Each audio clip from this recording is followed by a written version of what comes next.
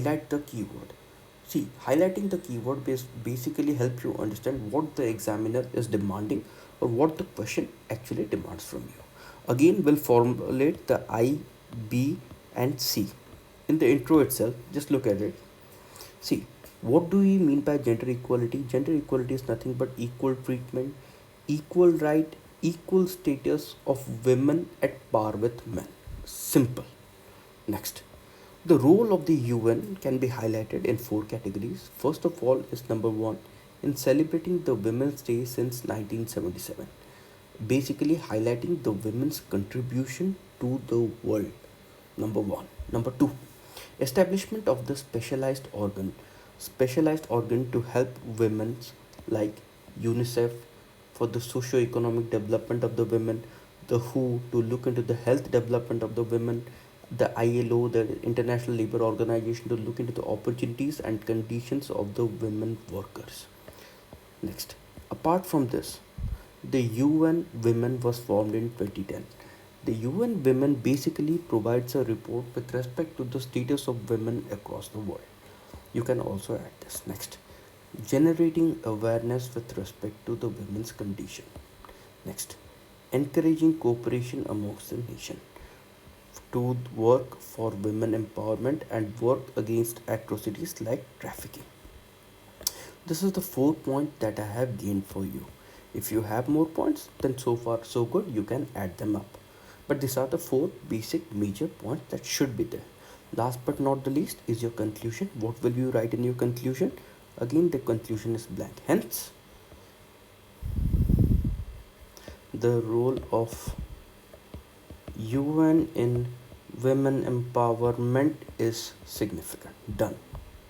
Next, explain the government of India's effort for the rehabilitation of the persons with disability and for the elderly. See, again, I would request you to highlight the keywords. The keywords over here is rehabilitation of the persons with disability and elderlies. See, the question again has two parts. Again, two parts needs to be discussed in the body. But how to write an intro over here? See, intro I can combine, and this is what I have written. See, disabled and elderly people belong to the vulnerable section of our society. Full stop. As per the 2011 census, they constitute 2.7% and 5.2% of the total population of the government of the total population. The government efforts are as follows. First, with respect to disability, see, disabled people, elderly people, both are different and both demands are also different and both necessity is different. See, disabled people, their necessity number one is your education. Education is being provided them through scholarship. We also have the Bhimo Bhoi Bhinna Khyamoi Yojana. That is one thing of the Odisha government. Next, we have the employment opportunities through reservation that is being provided for them. Next, we have the economic empowerment, how the finance provision for the disabled is being provided by the NHFDC, National Handicap Finance Development Corporation. Again, I say National Handicap Finance Development Corporation. Next, we have the Sugamya Bharat. What is the Sugamya Bharat? Making infrastructure accessible to your disabled people. Next, with respect to elderly, see, first and major problem of your elderly is your health. And with respect, we have two things. First is the Rashtriya Bioshri Yojana, via which hearing aids, other kind of facility like your joint, like your walking sticks, such a facility is being provided by the central person, and it's a cent percent 100% central sponsored scheme. Next, we have the Pradhan Mantri Jan Arogya Yojana, providing a health cover and a life insurance up to your 5 lakhs to each and every family. Next, we have the economic. Within this economic, we look at the PM Vaya Vandana Yojana. It is nothing but a pension scheme for the 60 years and above. And within this, you can also write Indira Gandhi old age pension scheme can also be taken down and written. Next, we have your social protection. Within the social protection is nothing but the maintenance and welfare of the Parents and Senior Citizens Act. See, under this very act, every children is liable to provide their parents with accommodation to take care of their health and other things required. So basically think of it as that every this child has to provide his parents with roti, kapda, makan, health, and last but not least, love. Absence of such will make you liable under the maintenance and welfare of the parents and senior citizens.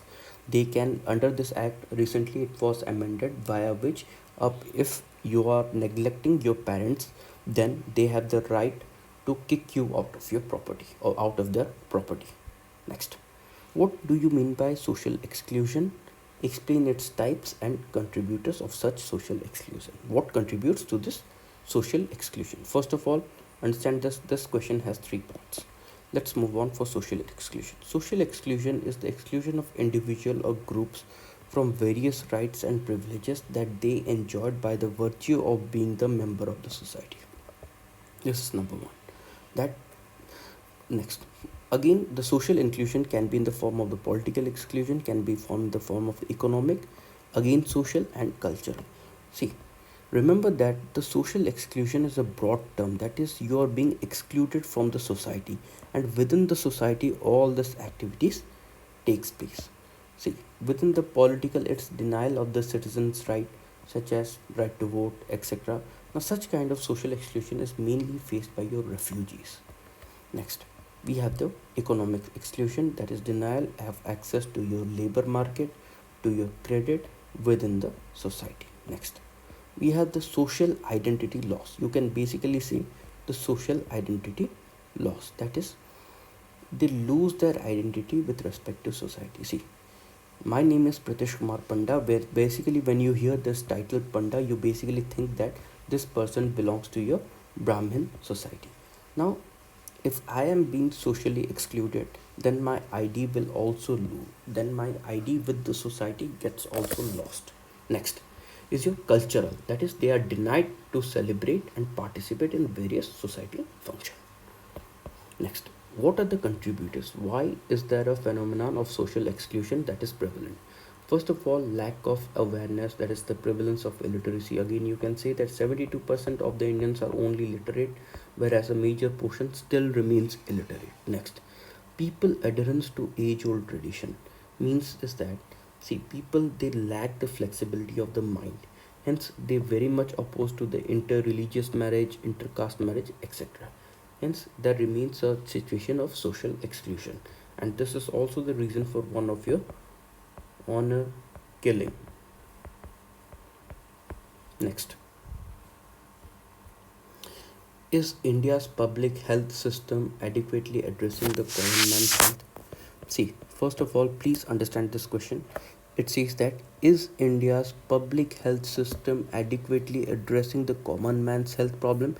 See, first of all, understand that this is an opinion based question. Means it asks, according to you, what according to your opinion is the public health system adequately addressing the common man's health problem? This is what the examiner is asking, your opinion.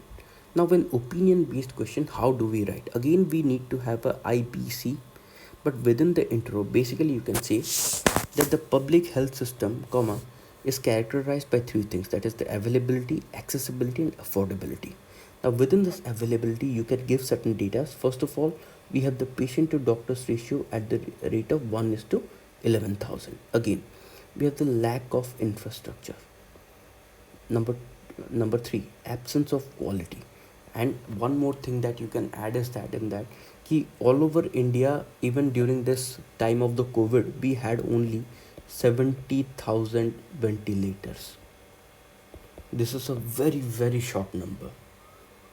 Next, we have the accessibility. Within the accessibility says that ki absence of hospital facility in the remote location. Example, your tribal areas and Nagada Hills. I hope you understand what with the. I hope you understand this Nagada Hills is nothing but the place of your Juwangs. Next, affordable. Next, out of the pocket expenditure. I hope you understand what is out of pocket expenditure means is that the more expenditure you are giving out of your pocket means that you do not have insurance, you do not have any other coverage, and as a result of which you for any kind of health issue you're giving it out of your pocket. Next, private sector hospital remains unaffordable. This is one of the major reasons, because of the high cost. Next, last but not least, in the conclusion you have to give your opinion. Hence, what I would say, hence, from the above condition, by looking at the availability, by looking at the accessibility, and by looking at the affordability, we can conclude that. What can we conclude? We can conclude that the public healthcare system is inadequate. Number one, and hence proper steps should be taken to make it adequate. See, never go negative. Means that some students will write that hence this is inadequate. See, that is a half statement and a very negative statement. You need to, though you are showing certain bit of negativity, but you need to show constructive criticism. Hence, from the point of view of constructive criticism, you need to write, yes, that yes, the first of all, yes, that the public health system is inadequate, and hence steps should be taken to make it adequate. This shows that you are optimistic and that you are gaining suggestion, or you are giving your own suggestion. I hope this is clear. I have discussed all the 4 10 markers question. 5 markers are basically easy for you. Still then, if you have doubt, you can ask us the doubts over the Telegram channel. Thank you for that will be all. Thank you.